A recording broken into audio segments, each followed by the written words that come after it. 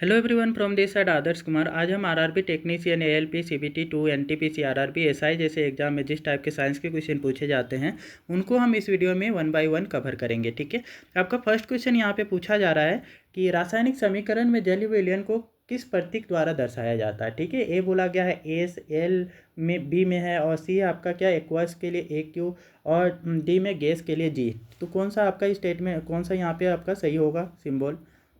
जलीय विलयन को किस में दिखाया जाता है? ठीक है, तो ऑब्वियस सी बात है कि जलीय विलयन को एस से तो दिखाएंगे नहीं, ये सॉलिड के लिए होता है।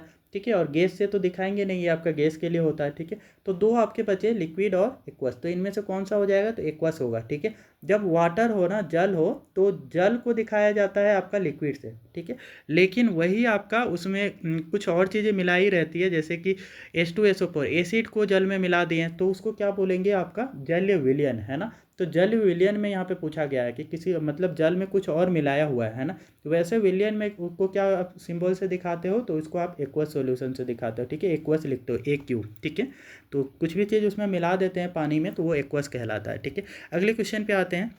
तो नेक्स्ट क्वेश्चन यहाँ पे पूछा जा रहा है, निम्नलिखित में से कौन ऑक्सीकारक है? ये आपका ऑप्शन 4 दिए हैं, इनमें से ऑक्सीकारक को आपको चुनना है। ए बोल रहा है हाइड्रोजन, बी है आपका कार्बन मोनोऑक्साइड, सी है आपका हाइड्रोजन सल्फाइड, और डी है ऑक्सीजन। कौन सा यहाँ पे सही स्टेटमेंट है? ऑक्सीकारक बताना है। ठीक है, तो यहाँ पे हमारा ऑप्शन नंबर डी करेक्ट है, ऑक्सीजन। ठीक है, क्योंकि ऑक्सीकारक वो होते हैं जो दूसरे को ऑक्सीजन देने की क्षमता रखते हैं। ठीक है, तो ऑक्सीजन क्या है कि एक अच्छा ऑक्सीकारक है, दूसरे को ऑक्सीडाइज कर सकता है। ठीक है, दूसरे को उपचयित कर सकता है ना, मतलब दूसरे में ये कंबाइन होकर के उसको उपचयित कर सकता है। ठीक है, अगले क्वेश्चन पे आते हैं। तो नेक्स्ट यहाँ पे पूछा जा रहा है, श्वसन किस प्रकार का रासायनिक अभिक्रिया है? जो श्वसन अभिक्रिया होती है वो किस प्रकार की रासायनिक अभिक्रिया है? ए बोल रहा है उपचयन, बी है आपका संयोजन, सी है आपका ऊष्माक्षेपी, और डी है ऊष्माशोषी। कौन सा स्टेटमेंट यहाँ पे करेक्ट है? यहाँ पे जो करेक्ट स्टेटमेंट है वो ऊष्माक्षेपी होता है। ठीक है, श्वसन अभिक्रिया कहाँ होती है? तो हमारी कोशिकाओं में होती है। ठीक है, कोशिकाओं में जो आपका सेल होती हैं, ठीक है, कोशिका जो होती है वो उसमें माइटोकॉन्ड्रिया जो है, माइटोकॉन्ड्रिया ये श्वसन अभिक्रिया से ऊर्जा बनाती है। ठीक है, तो ये रिएक्शन को आप समझे पहले कि कैसा होता है। ठीक है, तो ये रिएक्शन में जैसे हमारा ग्लूकोज जो होता है C6H12O6, ठीक है, ये ग्लूकोज का फॉर्मूला होता है C6H12O6। ठीक है, इसमें ऑक्सीजन जुड़ता है कहाँ पे? माइटोकॉन्ड्रिया में, है ना। कोशिका के अंदर जो माइटोकॉन्ड्रिया है ना, उसमें जुड़ता है ये, और क्या बनाता है? कार्बन डाइऑक्साइड बनाता है, प्लस H2O बनाता है, और उसी के साथ में 38 ATP एनर्जी रिलीज करता है ना। तो 38 ATP ऊर्जा का निर्माण होता है। ठीक है, इसमें ऊर्जा का निर्माण होता है, इसी वजह से इसको ऊष्माक्षेपी अभिक्रिया बोलते हैं। ठीक है, कोई भी ऐसी रासायनिक अभिक्रिया जिसमें ऊर्जा का निर्माण हो रहा है, किसी भी प्रकार का ऊर्जा का निर्माण, ठीक है, वो ऊर्जा आपका उसमें ऊर्जा हो सकता है, वो ऊर्जा आपका किसी और फॉर्म में ऊर्जा हो सकती है। ठीक है, तो वो आपका क्या कहलाती है? ऊष्माक्षेपी अभिक्रिया कहलाती है। ठीक है, तो ऑप्शन नंबर सी इसका करेक्ट आंसर है। ठीक है, अगले क्वेश्चन में आते हैं। तो नेक्स्ट यहाँ पे पूछा जा रहा है, निम्न में से कौन अवकारक है? ठीक है, इनमें से अवकारक को चुनना है। ए बोला गया हाइड्रोजन, बी आपका कार्बन मोनोऑक्साइड, सी है आपका ऑक्सीजन, और डी है हाइड्रोजन सल्फाइड।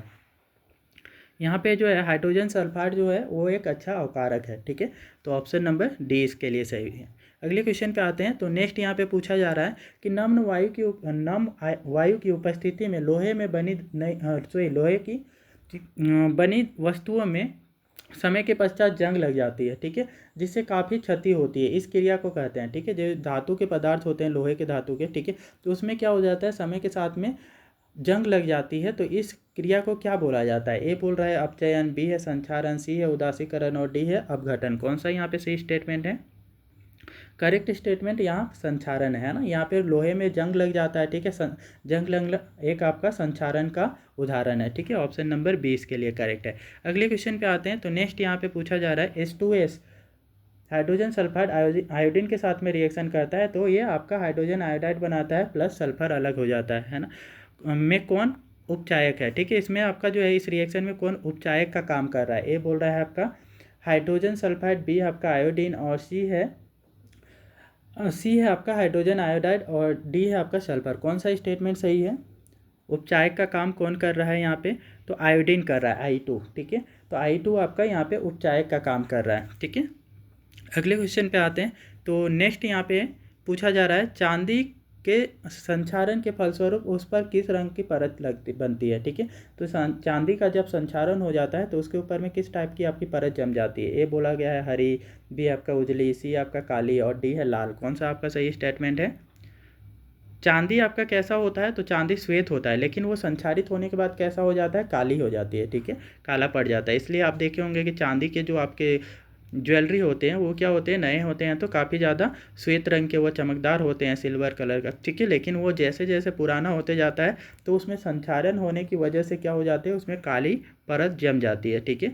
तो ऑप्शन नंबर सी इसका करेक्ट है। अगले क्वेश्चन में आते हैं। तो नेक्स्ट यहाँ पे पूछा जा रहा है, अभिक्रिया जिसमें आयनों का आदान प्रदान होता है, ठीक है, कहलाती है। वो अभिक्रिया जिसमें आयन का आदान प्रदान होता है उसको किस टाइप का अभिक्रिया बोला जाता है। ए बोल रहा है संयोजन, बी आपका द्विविस्थापन, सी अपघटन, डी है अवक्षेपण। कौन सा यहाँ पे सही स्टेटमेंट है। वैसे अभिक्रिया जिसमें आयनों का आदान प्रदान होता है उसको हम द्विविस्थापन अभिक्रिया बोलते हैं, ठीक है। ऑप्शन नंबर 20 का करेक्ट है, ठीक है। कहीं पे भी देखेंगे आपकी आयनों का आदान प्रदान लिखा हुआ है तो समझ जाए कि वो आपका क्या है, द्विविस्थापन अभिक्रिया उसको करना है, ठीक है। अगले क्वेश्चन पे आते हैं। तो नेक्स्ट यहाँ पे पूछा जा रहा है समीकरण कॉपर प्लस ऑक्सीजन, ये आपका कॉपर ऑक्साइड बना रहा है, किस प्रकार का अभिक्रिया, ठीक है। ए बोल रहा है अपघटन, बी है ऑक्सीकरण, सी है आपका उदासीकरण और डी है अवक्षेपण। यहाँ पे बताएंगे किस टाइप का ये अभिक्रिया है। तो ये आपका देखेंगे तो पहला तो ये संयोजन अभिक्रिया है, क्योंकि कॉपर ऑक्सीजन के साथ जुड़ रहा है तो संयोजन अभिक्रिया, लेकिन संयोजन तो ऑप्शन में है नहीं। दूसरा आपका देखिए कॉपर के साथ ऑक्सीजन जुड़ रहा है ना, तो ये ऑक्सीडाइज हो रहा है, तो ये ऑक्सीडेशन रिएक्शन है ना। ऑक्सीडेशन मतलब कि ऑक्सीकरण अभिक्रिया, ठीक है, तो ऑक्सीकरण हम इसको बोलेंगे, ठीक है। ऑप्शन नंबर बी इसका करेक्ट है, ठीक है। और यहाँ पे संयोजन भी होता तो वो भी आपका करेक्ट होता, ठीक है। तो ऑप्शन नंबर बी हमारा इसके लिए क्या होगा, करेक्ट होगा। अगले क्वेश्चन पे आते हैं। तो नेक्स्ट यहाँ पे पूछा जा रहा है चिप्स की थैली में चिप्स का उपचयन से बचाने के लिए कौन सी गैस भरी जाती है, ठीक है।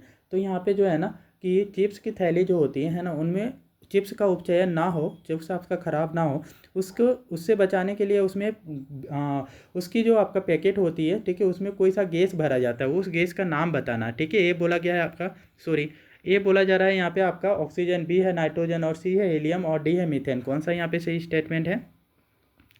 तो यहाँ पे जो करेक्ट स्टेटमेंट है वो नाइट्रोजन, याद रखनी है पॉइंट को, ठीक है, कि नाइट्रोजन आपका क्या होता है कि चिप्स या फिर कोई भी ऐसे फूड आइटम्स जिसको ख़राब होने से ऑक्सीकरण होने से बचाने के लिए हम क्या करते हैं, नाइट्रोजन उसमें भरते हैं, ठीक है, क्योंकि ये नाइट्रोजन के साथ में ये ऑक्सीडाइज नहीं हो सकते हैं, ठीक है। और ये हमारा जो फूड रहता है मतलब चिप्स रहता है लंबे समय तक अच्छा ख़राब नहीं होता है, ठीक है, और ये खाने योग्य बना रहता है, ठीक है। तो ऑप्शन नंबर 20 के लिए करेक्ट है। अगले क्वेश्चन पे आते हैं। तो नेक्स्ट यहाँ पे पूछा जा रहा है कि लोहे पर जंग लगने की क्रिया को क्या कहते हैं, ठीक है। लोहे पे जो जंग लगता है इस क्रिया को क्या कहते हैं। काफ़ी सिंपल क्वेश्चन है। ए बोल रहा है संक्षारण, बी है आपका विकृत गंधिता, सी है विस्थापन और डी है इनमें से कोई नहीं, ठीक है। कौन सा स्टेटमेंट यहाँ पे सही होगा। यहाँ पे संक्षारण होगा, ठीक है। लोहे में जंग लगना एक आपका संक्षारण अभिक्रिया का उदाहरण है, ठीक है। विकृत गंधिता क्या होती है, तो विकृत गंधिता याद रखेंगे कि कोई भी खाने वाला आप फूड पदार्थ है ना, खाने वाला पदार्थ है, उसमें क्या होता है उस समय के साथ में उसमें ऑक्सीडेशन रिएक्शन हो जाता है, वो उपचयित हो जाता है, उसमें ऑक्सीजन कंबाइन हो जाता है और वो फूड आइटम्स क्या हो जाता है, ख़राब हो जाता है, ठीक है। उसका स्मेल, उसका टेस्ट सब बदल जाता है। तो इस टाइप के जो आपका परिवर्तन होता है इसी को हम विकृत गंधिता बोलते हैं, ठीक है। तो ऑप्शन नंबर इसके लिए आपका कौन सा सही हो जाएगा, लोहे में जंग लगना ये संक्षारण का उदाहरण है, ठीक है। ये वीडियो आपको अच्छा लगा है तो कृपया वीडियो को लाइक करें, शेयर करें और चैनल को सब्सक्राइब कर लें।